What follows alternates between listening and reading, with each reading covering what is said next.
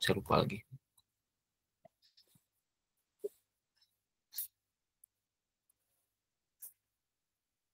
Yang ketiga itu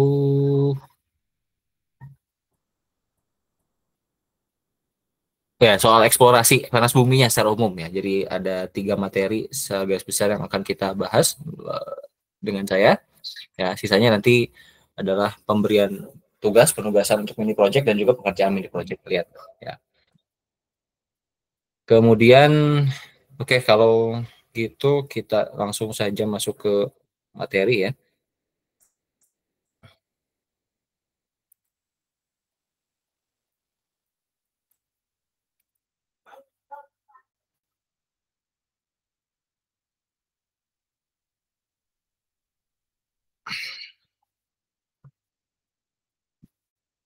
Sebelumnya ada yang mau didiskusikan dulu atau ditanyakan dulu, silakan.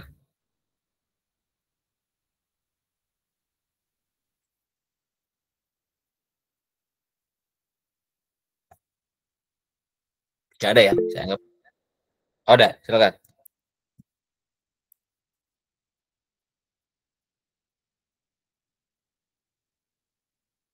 Ada yang resen tadi? Nggak ada. Ya udah, nggak ada. Oke, ya, anomali panas bumi dan citra satelit. Jadi panas bumi ini adalah salah satu apa ya istilahnya objek studi yang cukup menarik ya, karena pertama ini termasuk salah satu sumber energi non konvensional ya.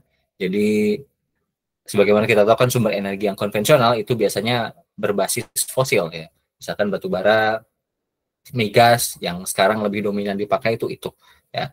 Panas bumi ini termasuk energi yang non konvensional ya, sebutlah mungkin non konvensional ya, kemudian baru dan terbarukan, jadi sustainabilitasnya tinggi, keberlanjutannya cukup tinggi karena memanfaatkan energi panas yang berasal dari bumi. Jadi intinya selama buminya punya panas yang cukup, energi panas bumi masih bisa terus dihasilkan ya. Sampai kapan kira-kira bumi panas? Ya sampai nanti mungkin sampai kiamat kali ya. Kiamat baru bumi berhenti panas ya. Atau mungkin ada kejadian event-event besar lainnya, misalkan bumi hancur dan sebagainya kita kena tabrakan dengan asteroid barangkali gitu ya. Itu yang extraordinary ya, mungkin itu baru bisa terjadi hal-hal yang memicu hilangnya atau bahkan berkurangnya energi panas bumi yang dihasilkan oleh bumi itu sendiri ya. Dari mana asalnya panas dari energi panas bumi? Itu tentunya berasal panas yang dihasilkan oleh inti bumi ya. Inti bumi, reaksi yang ada di dalam inti bumi, kemudian panasnya sebutlah dalam tanda kutip menjalar sampai ke apa istilahnya lapisan mantel magma. Dan kemudian nanti karena magmanya panas berarti fluida yang ada di dekat dengan kerak juga ikut panas. Itulah yang kemudian menghasilkan sirkulasinya, menghasilkan panas bumi. Gitu, seperti itu. Nah, kemudian panasnya ini itu ada 2 hal yang mungkin terjadi ya. Panasnya tetap terperangkap atau bersirkulasi di kerak, di dalam kerak. Bisa juga panasnya muncul ke permukaan ya, dan kemudian menjadi anomali dalam bentuk manifestasi-manifestasi tertentu. Gitu ya. Jadi kadang panasnya juga bisa keluar. Nah, mungkin kita sering lihat misalkan ada kolam-kolam air panas ya, kolam-kolam uap, kolam lumpur ya, mata air panas di tempat-tempat tertentu. Misalkan kalau ada yang orang mana Suwoh atau Lampung Barat ya, atau mungkin kalian yang di Lampung juga mungkin sudah mengenal daerah Suwoh di sana, itu banyak sekali manifestasi panas bumi dan sudah cukup terkenal juga ya. Itu adalah salah satu bentuk dari energi panas dari panas bumi yang bisa keluar ke permukaan ya. Juga nanti ada jenis-jenis anomali ataupun manifestasi lain yang bisa muncul ke permukaan yang bisa kita jadikan acuan sebagai pedoman dalam kita mengeksplorasi ataupun mengevaluasi potensi panas bumi yang ada di daerah tersebut. Jadi manifestasi ini jadi salah satu aspek penting, aspek kunci dalam kita meneliti potensi dari sebuah daerah yang kita sebut punya potensi panas bumi gitu ya. Jadi yang pentingnya adalah manifestasinya. Kalau misalkan nggak ada manifestasi, apakah bisa dilanjutkan studinya? Ya mungkin kecil kemungkinan ya, karena kalau tidak ada manifestasi berarti kemungkinannya energi panas buminya tidak bisa keluar ke arah permukaan, atau memang energi panas buminya tidak cukup sehingga ya mungkin suhunya terlalu rendah atau suplai fluidanya terlalu sedikit ya, sehingga tidak bisa menghasilkan energi panas yang cukup yang membuat dia bisa muncul sebagai manifestasi ke permukaan gitu. Nah, karena konteks kita ini adalah anomali panas bumi dan juga citra satelit, artinya kita akan coba sedikit ulas soal bagaimana cara kita mengidentifikasi anomali-anomali dari panas bumi ya yang nampak dari citra satelit ya. Data-data citra satelit yang mungkin bisa kita dapatkan secara gratis ataupun kita dapatkan secara berbayar gitu. Ada beberapa citra satelit yang juga memang berbayar, tapi secara umum sih kebanyakan gratis ya. Jadi kita bisa lakukan studi atau evaluasi soal potensi panas bumi secara mandiri pun bisa ya. Kita tinggal download data citra satelitnya secara langsung dari situs-situs yang menyediakan data citra satelit. Nah, pendahuluannya dulu ya. Jadi, nah survei dan eksplorasi berpusat di manifestasi. Ya, jadi kuncinya di manifestasi. Kalau ada manifestasi berarti daerah itu potensial untuk kita lakukan studi, butuh potensi panas buminya, ya. Karena dan memang juga kebanyakan dari wilayah-wilayah kerja panas bumi yang ada di Indonesia ataupun di dunia secara umum, itu awalnya asal mulanya itu dari manifestasi dulu, ya. Contoh misalkan di daerah saya di Kuningan, Jawa Barat, ya, itu sudah sejak lama memang banyak sekali manifestasi panas bumi yang muncul, kolam-kolam air panas, ada yang jadi tempat wisata malah gitu ya, yang dibikin kolam renang secara khusus, ada juga ya banyak. Nah, kemudian berangkat dari keberadaan manifestasi tersebut, nah kemudian muncullah misalnya perusahaan swasta ataupun dari penelitian-penelitian dari lembaga pemerintahan ya, yang kemudian meneliti potensi panas bumi yang ada di daerah tersebut ya, berangkat dari manifestasi panas bumi. Ya. Nah, eksplorasi yang kurang komprehensif menyebabkan hasilnya kurang maksimal. Sumur sinkronisasi dari sumber panas sebenarnya ini ya, jadi yang sering terjadi. Kenapa kita harus berfokus pada manifestasi? Karena manifestasi itu mencerminkan bahwa ada sistem panas bumi yang bekerja di daerah tersebut. Ya, kemudian ada jalur yang menyebabkan fluida panas buminya bisa bergerak dari dalam atau dari bawah permukaan ke arah permukaan, gitu ya. Nah, sehingga kita bisa perkirakan bahwa daerah di sekitar manifestasi lah yang punya potensi menghasilkan energi panas bumi yang cukup kalau misalkan kita lakukan pengeboran sumur produksi panas bumi misalnya gitu ya. Nah, kalau kita tidak bisa memetakan manifestasinya dengan baik, maka kemungkinan kita akan menghasilkan apa istilahnya pendugaan yang kurang tepat soal apa istilahnya model konseptual atau bentukannya secara konseptual dari sistem panas bumi daerah tersebut. Sehingga kalau misalkan kita buat sumur produksi untuk panas bumi ya seringkali mungkin meleset, barangkali mungkin tidak di jalur sirkulasi atau migrasi fluida hidrotermalnya ya, ataupun mungkin nanti terganggu karena faktor-faktor di luar itu misalnya seperti itu. Nah, makanya untuk meminimalisir kerugian dan meningkatkan peluang keberhasilannya, ya, perlu dirancang strategi eksplorasi yang salah satunya mengidentifikasi anomali panas bumi melalui citra satelit. Jadi seperti halnya kita melakukan eksplorasi mineral, ya, batu bara ataupun migas misalnya, semua kegiatan eksplorasi sumber daya energi itu pasti ataupun mineral ya, itu pasti didahului oleh studi-studi yang sifatnya lebih regional dan umum, ya, yang kalau memungkinkan itu tidak memerlukan peran kita secara langsung di lapangan ya. Jadi kita nggak perlu langsung turun ke lapangan, kita cukup melakukan desk study ya, studi di atas meja atau di studio dari data-data yang sudah tersedia sebelumnya ya, dari misalnya ya penelitian yang sudah ada sebelumnya ya, penelitian terdahulu atau data-data yang disediakan secara terbuka ya, contohnya misalkan citra satelit ya, kita analisis terlebih dahulu sebelum nanti kita turun langsung ke lapangan ya. Fungsinya apa? Untuk meminimalisir tadi ya kerugian dan meningkatkan peluang keberhasilan. Kalau kita langsung turun ya langsung istilahnya langsung kita tabrak lakukan eksplorasi ya mungkin bisa berhasil, tapi peluang untuk tidak berhasilnya juga cukup tinggi.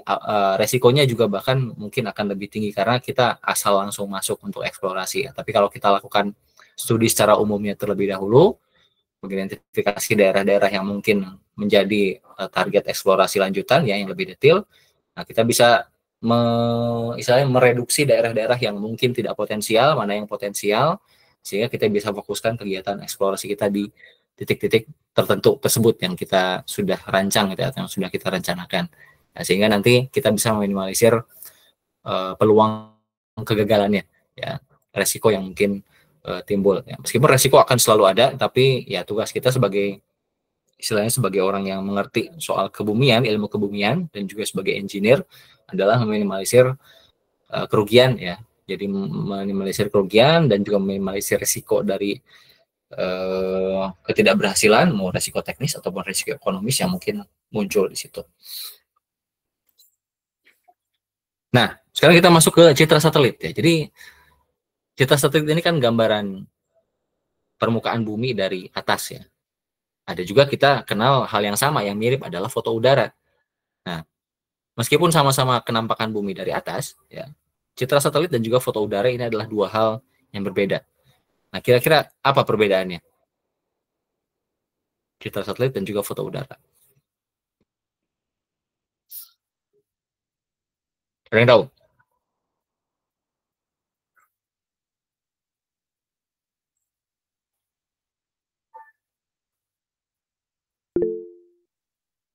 Ya, silakan. Izin Pak, perbedaannya mungkin dari device untuk mengambil fotonya Pak, foto atau citranya Pak. Gimana perbedaannya itu maksudnya? Kalau misalkan foto udara bisa diambil menggunakan drone ataupun pesawat yang dilengkapi dengan kamera, sedangkan untuk satelit dia menggunakan satelit Pak, kamera pada satelit. Oke, ada lagi?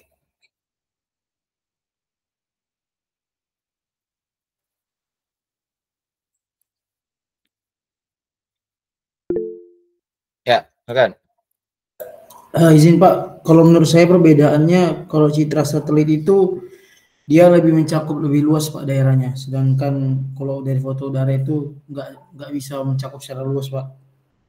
Terus untuk resolusinya itu untuk citra satelit itu lebih variatif Pak, sedang dibandingkan resolusi dari foto udara Pak.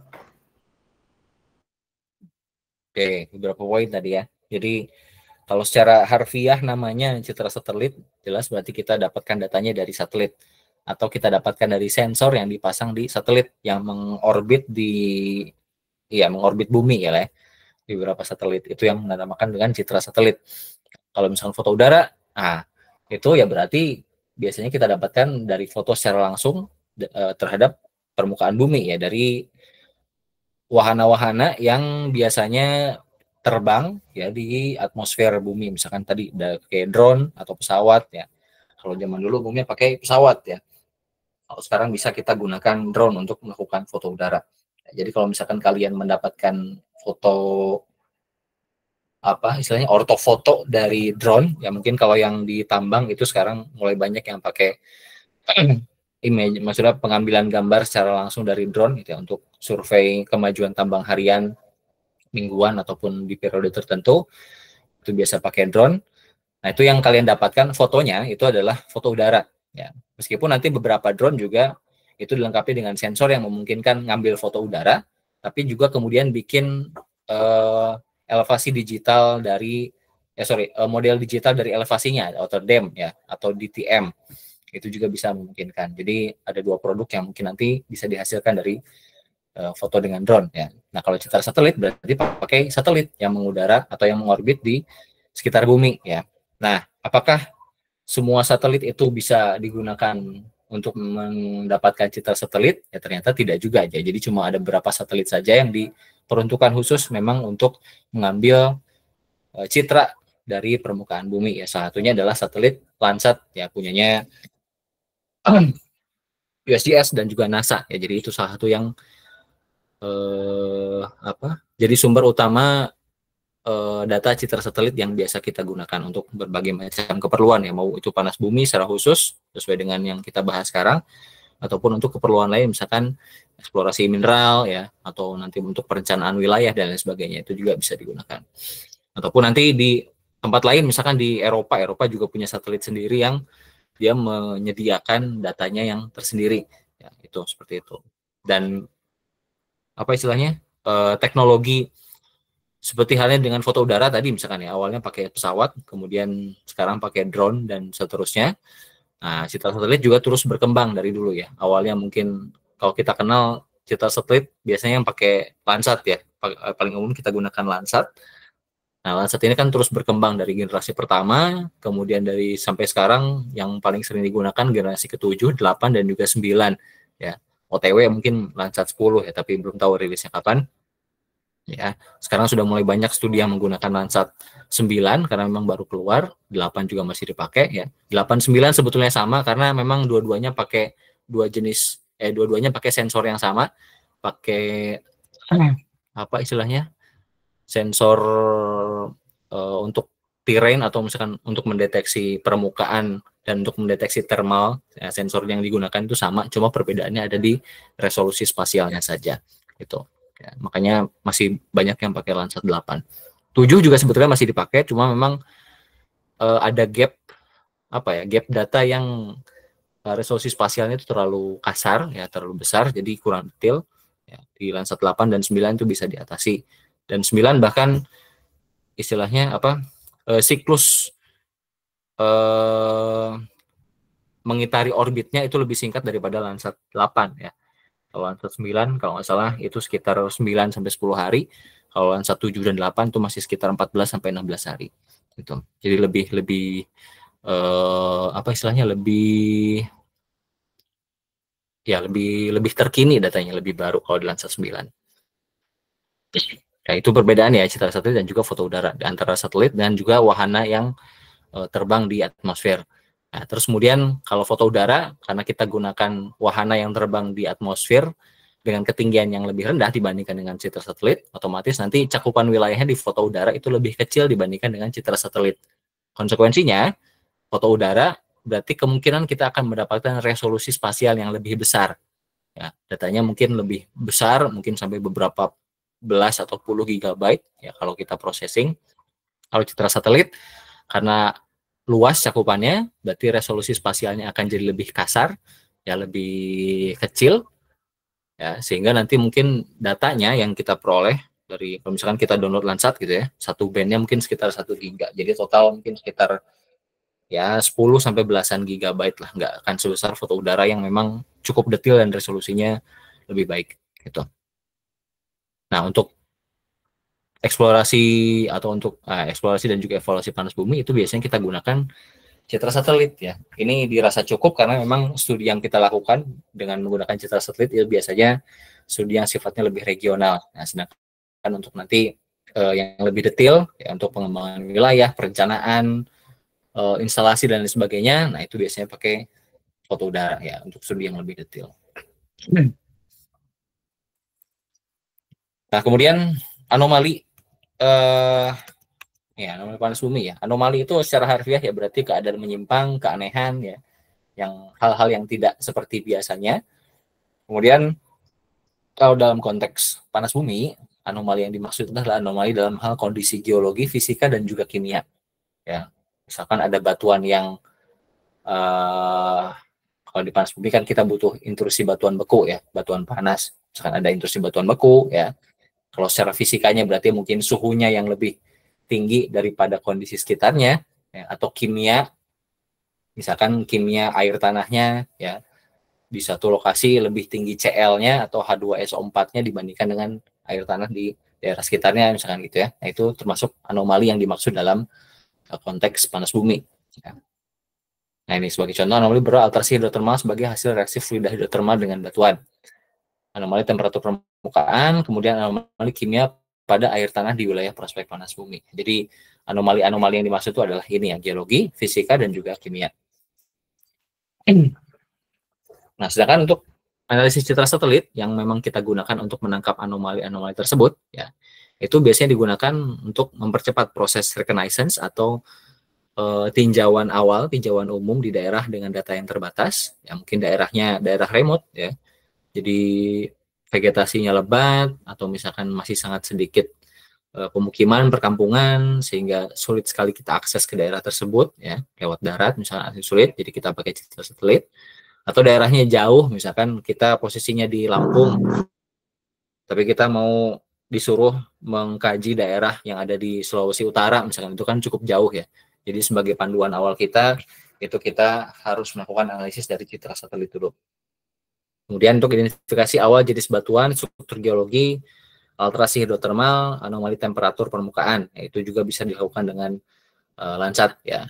Ini gimana cara kita mengidentifikasi hal-hal tersebut?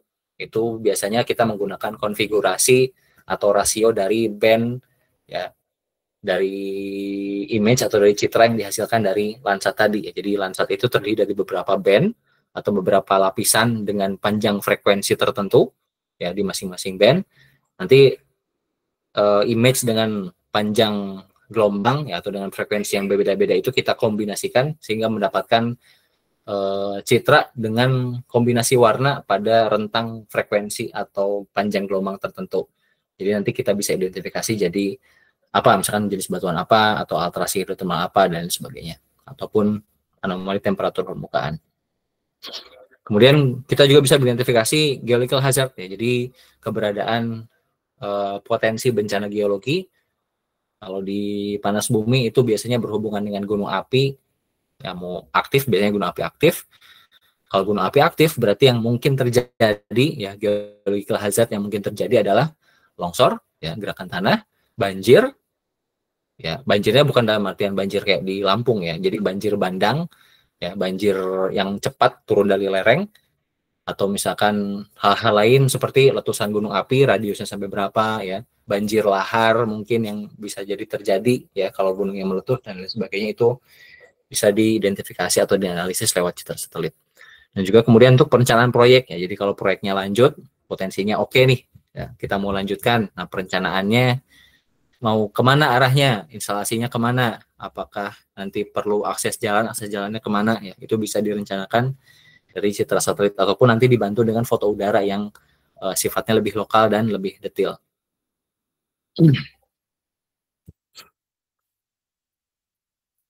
Nah, kenapa kita harus pakai citra satelit? Ya, pertama karena memang mudah diperoleh ya, beberapa situs tadi yang terbuka untuk kita download data citra satelitnya ada cukup banyak. Situsnya NASA, USGS, ya itu bisa kita download data citra satelitnya. Kemudian murah ya. Beberapa citra satelit itu bahkan gratis, jadi kita bisa download dengan bebas. Ada juga yang harus berbayar. Apa istimewanya yang berbayar dan tidak berbayar? Kalau yang berbayar biasanya punya resolusi spasial yang lebih bagus ya. Jadi kalau Landsat umumnya resolusinya antara 15 meter sampai 30 meter per pikselnya ya, per kotak-kotak picture elemennya piksel itu 15 sampai 30 meter ya. Kalau misalkan yang berbayar itu biasanya lebih bagus dari itu. Bahkan ada yang sampai beberapa meter saja. Ya, itu perbedaannya. Nah, kalau misalkan kita tidak punya modal atau misalkan perusahaannya nggak punya uang buat membiayain kita beli citra satelit sendiri gitu ya, jadi ya udah pakai yang gratis saja Landsat. Dan juga kemudian cepat ya, datanya gratis, bisa kita download langsung, terus kemudian bisa kita analisis juga dalam waktu yang cukup singkat ya, nggak perlu tools yang detail ataupun software yang terlalu rumit ya, cukup pakai software GIS biasa, ArcGIS, QGIS, ataupun software GIS yang lainnya, itu bisa kita gunakan untuk menganalisis citra satelit ya. Dan kadang mereka juga punya tools khusus atau plugin khusus yang memang diperuntukkan untuk analisis citra satelitnya secara langsung.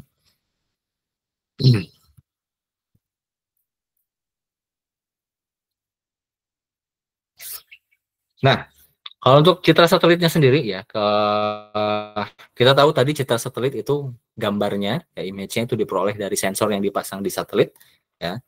Dan yang ditangkap oleh sensor di satelit itu biasanya adalah apa ya, image yang sifatnya pasif ya. Jadi kita memanfaatkan rona permukaan bumi yang disinari matahari, ya sinar matahari kan punya panjang gelombang tertentu ya.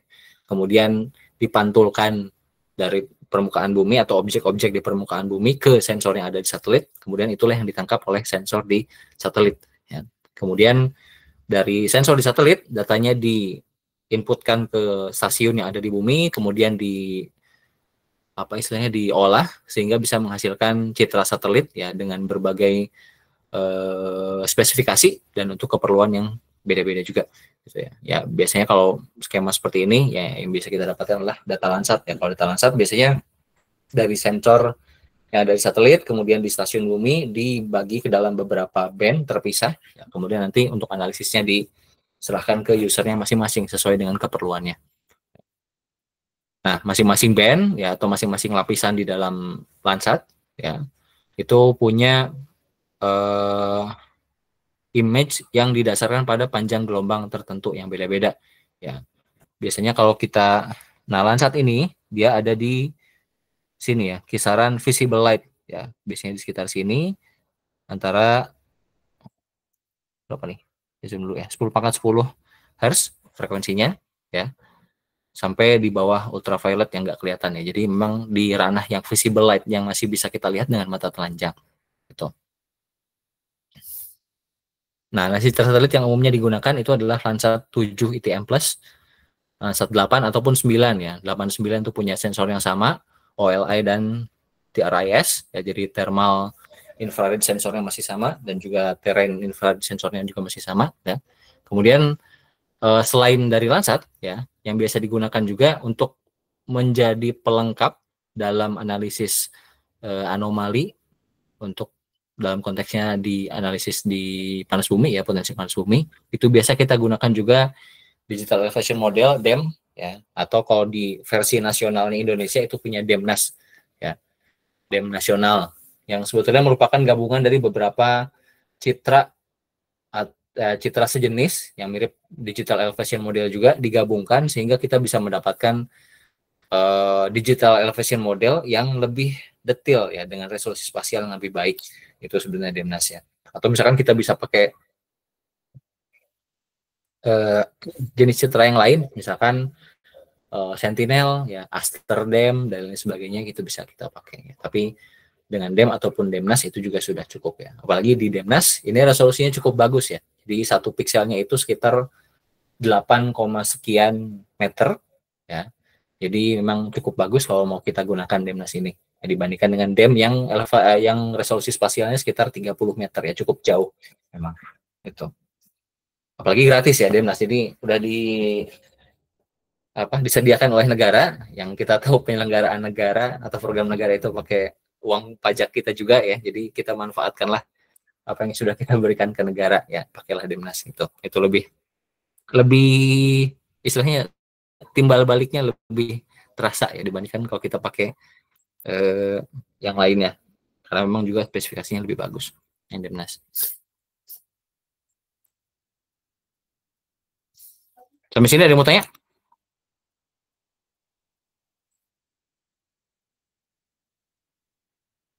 Tidak? Oke. Okay. Nah, ini ya, perbedaan antara Landsat 7 dan 8. Ini kita bicara soal Landsat. Ya, perbedaannya ya biasanya ada di panjang gelombang dari masing-masing band ya. Memang antara 7 dan 8 ini cukup sedikit berbeda. Ya, perbedaannya kalau kita lihat ada di sini ya, di band 2, kalau di Landsat 8 tuh band 2, 3, 4 dan seterusnya, dibandingkan dengan di Landsat 7 band 1, 2, 3 dan seterusnya. Jadi kombinasinya agak sedikit beda, tapi sebetulnya masing-masing band itu punya apa ya? Kalau misalkan kita pakai kombinasi bandnya 2, 3, 4 ya. Kalau di Landsat 8 pakainya 3, 4, 5 ya, sebetulnya hasilnya sama aja gitu-gitu juga ya. Cuma beda penamaan bandnya saja ya. Nah, kemudian juga rentang di Landsat 8 itu lebih diperluas ya. Jadi dia bisa mencakup gelombang yang lebih pendek ya, panjang gelombang yang lebih pendek di 0,433, ini di 0,450 ya.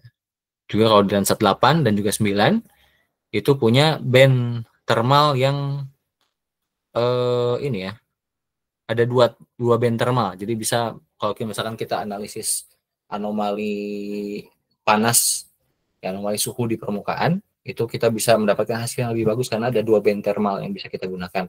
Kalau di Landsat 7 itu cuma satu. Ya. Nah, ini kira-kira bedanya. Jadi sebetulnya semua citra satelit, ya, data yang kita peroleh dari citra satelit, yaitu sebetulnya adalah gambaran dari data yang ditangkap oleh sensor dengan panjang gelombang yang berbeda-beda, spesifik panjang gelombang yang berbeda-beda. Sebetulnya intinya itu. Ya. Cuma nanti masalah rentangnya berapa ya, terus kemudian apa yang dihasilkan dari sensor tersebut itu yang nanti akan berbeda. Nah, contoh misalkan yang ini ITM Landsat L7, Landsat 7, Landsat 8 ya. Sebetulnya sama juga, cuma nanti ada beda di rentang gelombangnya. Kalau di sini di Landsat 7, di band 7 misalkan, atau di band band 7 dia lebih panjang rentang gelombangnya, kalau di Landsat 8 lebih pendek. Tapi nanti di bagian lain ada yang dia bagi jadi beberapa band, misalkan di 10 dan 11 ya.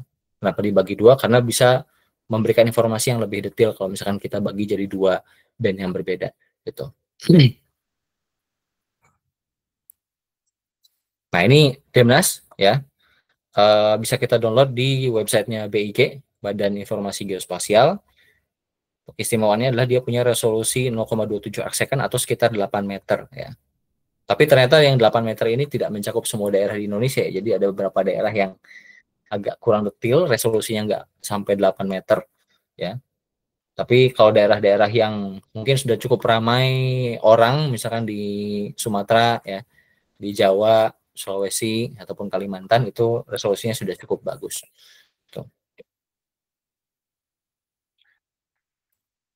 Nah, Demnas ini kalau tadi misalkan ya citra satelit yang kita gunakan ini kemudian mau dipakai untuk apa sih? Gitu ya. Apa yang akan kita lakukan dengan citra satelit yang sudah kita peroleh? Nah, salah satu hal yang bisa kita lakukan adalah kita bisa membuat peta geologi regional dan juga peta sebaran manifestasi yang kita tampilkan secara spasial ya. Jadi dalam bentuk peta sehingga kita bisa melihat pola persebarannya seperti apa. Ya, itu bisa kita lakukan dengan analisis di data satelit yang bisa kita kombinasikan juga dengan peta geologi regional misalnya. Ya, sehingga kita bisa mendapatkan kondisi geologinya secara umum. Gitu. Kita bisa petakan mana batuan, misalkan ada nggak batuan vulkanik atau batuan intrusi batuan bukunya sebelah mana, ada struktur geologinya sebelah mana, ada kawahnya di mana, ya. Kemudian ada manifestasi panas buminya sebelah mana, gitu ya. Itu bisa kita buat dalam bentuk, sajikan dalam bentuk peta. Nah, kemudian selanjutnya yang bisa kita lakukan juga adalah memetakan kelurusan, ya, pola kelurusan atau alignment map. Ini seperti namanya ya, peta pola kelurusan berarti menggambarkan pola kelurusan ya, objek-objek yang punya pola lurus ya, pola lurus di dalam peta.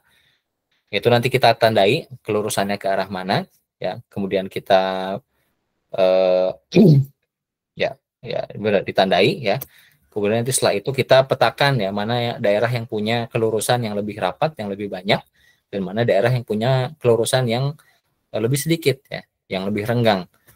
Nah, kenapa kita memerlukan itu? Karena pola-pola kelurusan ini itu dianggap sebagai pola-pola yang mewakili keberadaan struktur geologi, baik berupa sesar ataupun kekar ya. Dalam beberapa kasus lipatan, tapi biasanya kalau di panas bumi konteksnya adalah kekar dan juga sesar ya, fault and fracture ya. Kelurusan ini mewakili fault and fracture. Kenapa begitu? Karena fault and fracture struktur geologi secara umum itu kan merupakan diskontinuitas dalam tubuh batuan ya, dalam masa batuan. Kalau ada diskontinuitas berarti ada istilahnya dalam tanda kutip ada celah di batuannya. Nah, celah-celah ini yang kemudian jadi jalan bagi fluida hidrotermal untuk bersirkulasi ataupun nanti muncul sebagai manifestasi di permukaan gitu ya. Contohnya nanti kita bisa korelasikan dengan manifestasi yang kita petakan tadi. Contoh misalkan di daerah sini ya, mana nih yang banyak hot spring, di sini ya, di sini ya, hot springnya di sini di daerah apa nih, saya nggak baca ya, gunung inilah ya, daerah sebelah sini agak tengah, agak ke selatan sedikit ya. Kalau kita lihat daerah situ yang di sini, nah di situ ternyata banyak sekali struktur geologi atau pola-pola kerurusan yang muncul di sana ya. Jadi kita bisa korelasikan ya, daerah yang banyak pola kelurusannya biasanya punya manifestasi yang muncul di sana. Kalau misalkan ada pola kelurusan yang tidak ada manifestasinya, ya mungkin di situ bukan ini ya, mungkin di situ ada struktur geologinya, tapi fluidanya tidak lari ke sana, atau sumber fluidanya memang bukan dari sebelah sana ya, tapi daerah lain yang muncul manifestasinya di daerah tersebut. Gitu. Ya, kita bisa korelasikan dengan peta kemunculan manifestasinya tadi, ya, peta kelurusan. Ini seringkali jadi salah satu hal yang wajib digunakan atau wajib dibuat dalam mengidentifikasi potensi panas bumi. Nah, kita juga bisa membuat peta temperatur permukaan tanah atau land surface temperature map ya. Fungsinya adalah untuk mengidentifikasi anomali struktur mengidentifikasi anomali suhu permukaan ya, yang biasanya ditimbulkan dari keberadaan fluid hidrotermal ya, atau umumnya mungkin yang paling kontras biasanya karena ada manifestasi panas bumi ya, karena ada kolam air panas ya, karena ada alterasi hidrotermal, berarti kan ada aktivitas fluida hidrotermal di sana ya, ada peningkatan suhu sehingga nanti itu yang bisa ditangkap oleh citra satelit ya, gitu. Itu yang nanti kita identifikasi. Kemudian bisa kita korelasikan juga dengan peta tadi ya, sebaran manifestasi yang sudah kita dapatkan sebelumnya. Nah, sehingga kita bisa kasih titik, misalkan di sini ya, ada daerah yang punya anomali suhu ya di sekitar ini medium thermal anomali, dia nggak menyebutkan suhunya berapa, tapi dia sebutkan sebagai medium. Kemudian nanti, nah kalau kita lebih dekatkan lagi, nah titiknya itu diwakili, oh ternyata di daerah sini ada yang lebih tinggi suhunya ya, warna merah. Ini 2. Nah, kalau kita lakukan survei tinjau, ya, lakukan verifikasi ke daerah yang ada titik merahnya ini, nah, kita akan menemukan bukti-bukti aktivitas fluida hidrotermal yang berupa kolam air panas, ya hot springs, ataupun batuan yang mengalami alterasi hidrotermal, gitu.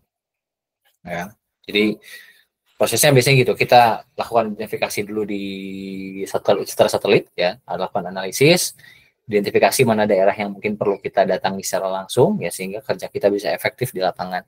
Kalau sudah jelas, tinggal kita datangi untuk verifikasi ya, kira-kira seperti itu. Nah, kemudian selain peta kelurusan atau land surface thermal ya, anomali panas di permukaan, kita juga bisa menghasilkan peta alterasi hidrotermal atau perkiraan alterasi hidrotermal dari citra satelit ya, dengan cara menghitung ya rasio dari beberapa band di Landsat ya, biasa yang dipakai adalah Landsat ya, dan umumnya menyesuaikan dengan karakteristik alterasi di daerah studi masing-masing ya, jadi tidak ada rasio yang tetap sebetulnya ya, jadi seringkali itu disesuaikan dengan kondisi alterasi di daerah tersebut, atau bahkan beberapa juga ada yang menyesuaikan dengan hasil analisis tertentu di daerah tersebut terhadap batuannya ya, sehingga kita bisa mendapatkan jenis alterasi hidrotermal yang diperkirakan atau mungkin ada di daerah tersebut ya, biasanya pakai rasio. Contohnya misalkan kita mau mengidentifikasi keberadaan mana nih contohnya, clay minerals ya, mineral lempung itu adalah mineral yang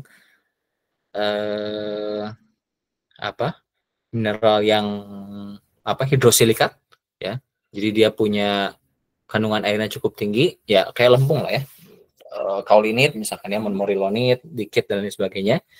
Itu kita bisa identifikasi dengan menghitung ya, kalau di QGIS itu pakai raster kalkulator ya, sama kayaknya di ArcGIS juga pakai raster kalkulator juga ya, antara yang shortwave infrared 2 dan near infrared ya, SWIR 2 dan near ya. Ini maksudnya apa, yang sebelah sini ya, sebelah kanan ya. Kalau di Landsat 8 ya, SWIR 2 itu berarti band 7 ya, band 7 dibagi dengan band 5 ya, sehingga kita bisa mendapatkan kemungkinan ya, jadi clay mineralnya itu ada di sebelah mana. Nah, itu bisa kita dapatkan dari hasil perbandingan rasio band tadi ya. Atau perbandingan rasio band yang lain, sebetulnya banyak sekali referensi yang bisa digunakan untuk memperoleh mengidentifikasi alterasi hidrotermal di permukaan dari Landsat ya.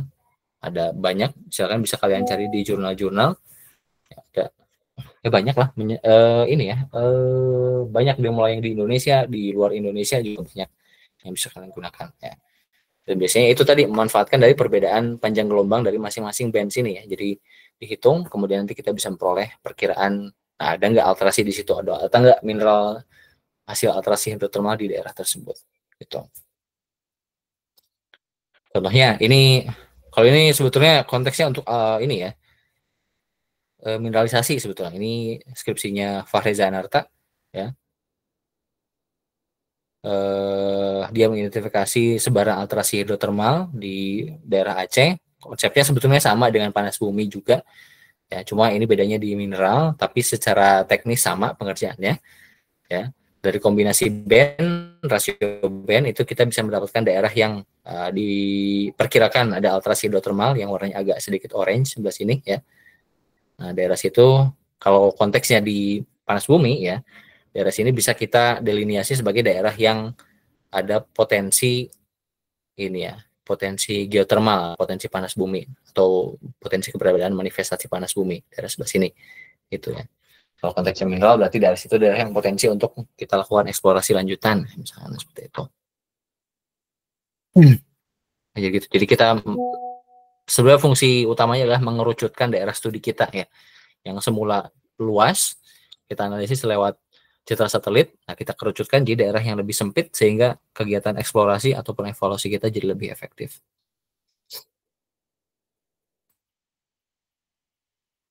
Nah, yang terakhir itu adalah kita bisa juga mengidentifikasi ini ya, keberadaan geological hazard ya.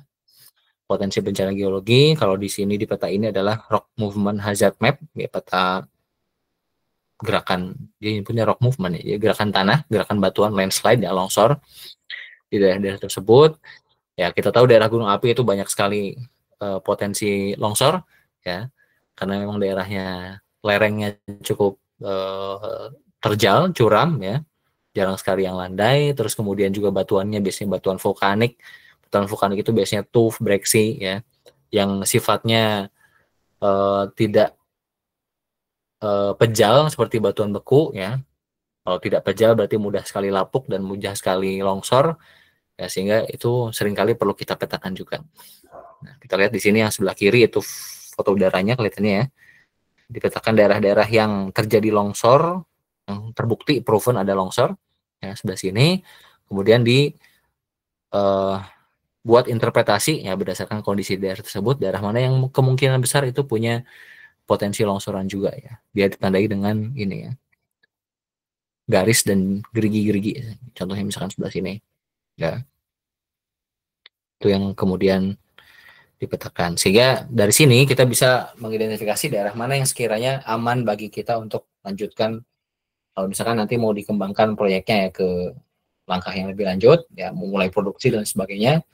Kita akan buat apa istilahnya daerah proyeknya itu di tempat yang sebisa mungkin minimal terjadi bencana-bencana geologi gitu ya, sehingga nanti bisa mengurangi risiko yang ya ditakutkan akan terjadi, misalkan nanti instalasinya rusak ya, akan korban jiwa dan lain sebagainya gitu. Oke, sampai sini ada yang mau tanya, silakan.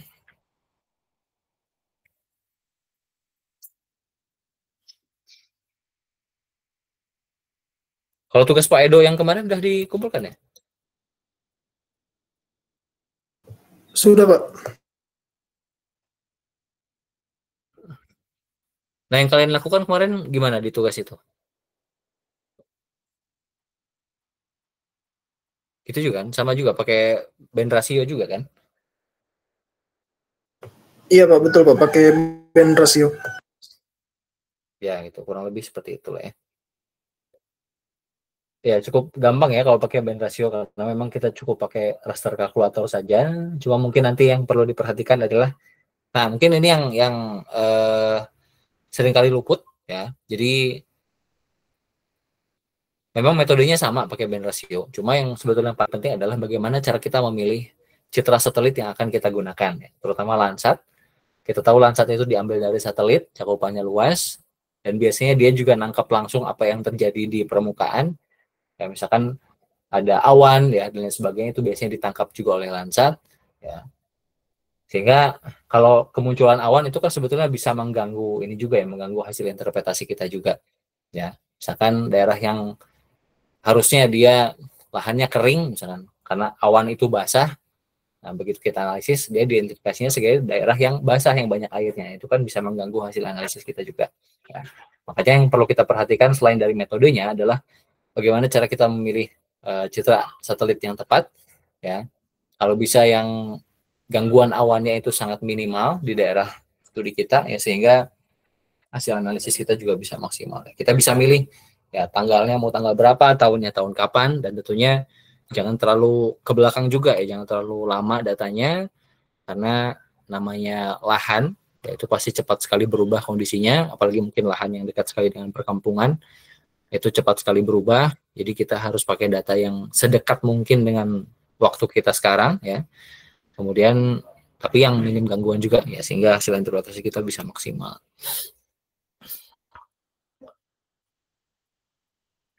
Oke. Ada lagi yang mau tanya? Yang mau diskusi?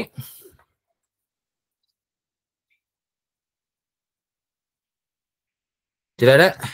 Oke, kalau tidak ada, kita cukupkan sekian ya. Kita ketemu lagi nanti di minggu depan. Kalau minggu depan kita sudah bisa, saya sudah bisa offline ya. Jadi kita akan ketemu di kelas secara langsung. Ya, jadwalnya seperti biasa. Mudah-mudahan tidak ada perubahan. Ya. Jadi kembali lagi ke jadwal biasa ya, 14.40. Kalau kemarin kan Ramadan untuk puasa. Sekarang udah balik lagi ke jadwal yang biasa. Oke, terima kasih. Kalau begitu saya tutup. Assalamualaikum warahmatullahi wabarakatuh. Selamat sore. Kenapa? Ada yang tanya? Izin tanya Pak, untuk terkait absensi bagaimana ya Pak? Kalau yang Pak Ado kemarin nggak nanya absensi kan? Oh enggak Pak, nggak ada absensi. Oh ya udah. Ya saya juga sama. Itu aja. Oke baik Pak, terima kasih Pak. Oke, saya tutup ya. Assalamualaikum warahmatullahi wabarakatuh. Waalaikumsalam warahmatullahi wabarakatuh. Terima kasih.